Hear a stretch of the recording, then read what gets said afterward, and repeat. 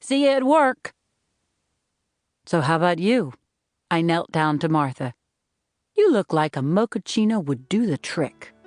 I snapped on her leash and started to trot off toward the Starbucks on Chestnut. The Marina has always been one of my favorite neighborhoods. Curling streets of colorful, restored townhouses, families, the sound of gulls, the sea air off the bay. I crossed Alhambra, my eye drifting to a beautiful 3-story townhouse I always passed and admired, hand-carved wooden shutters and a terracotta tile roof like on the Grand Canal. I held Martha as a car passed by. That's what I remembered about the moment. The neighborhood just waking up. A kid in a FUBU sweatshirt practicing tricks on his razor. A woman in overalls hurrying around the corner, carrying a bundle of clothes. "Come on, Martha." I tugged on her leash. "I can taste that mochaccino." Then the townhouse with the terracotta roof exploded into flames. I mean, it was as if San Francisco were suddenly Beirut.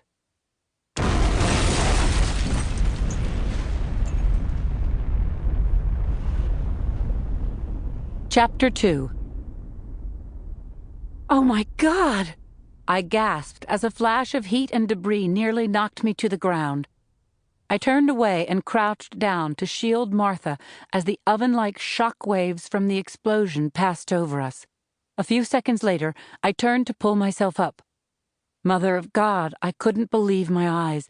The townhouse I had just admired was now just a shell, fire ripped through the second floor.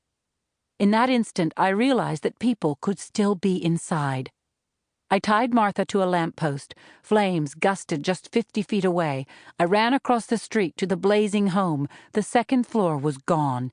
Anyone up there didn't have a chance. I fumbled through my fanny pack for the cell phone. Frantically, I punched in 911.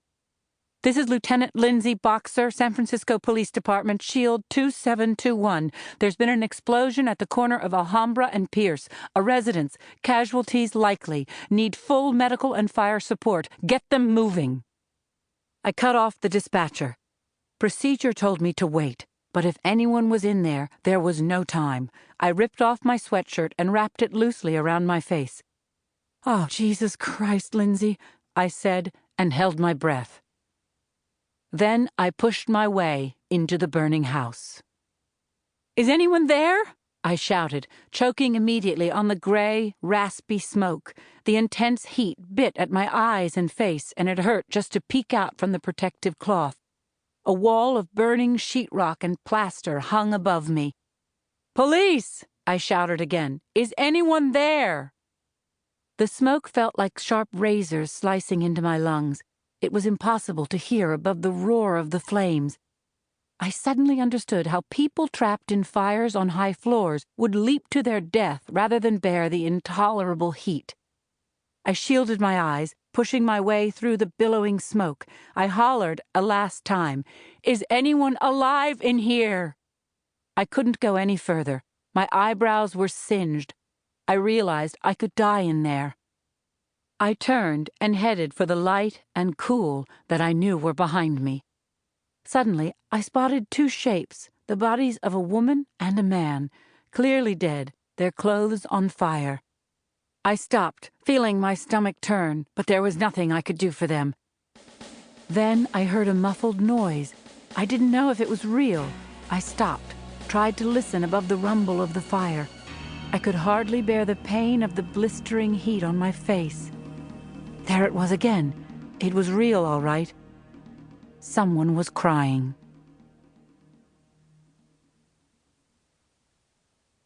Chapter 3. I gulped air and headed deeper into the collapsing house. "Where are you?" I called. I stumbled over flaming rubble.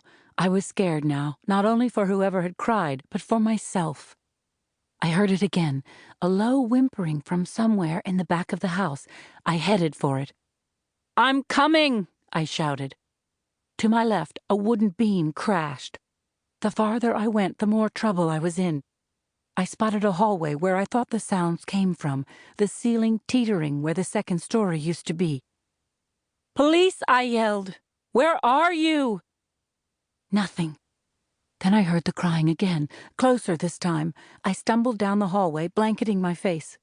"Come on, Lindsay, just a few more feet." I pushed through the smoking doorway. Jesus, it's a kid's bedroom, what was left of it.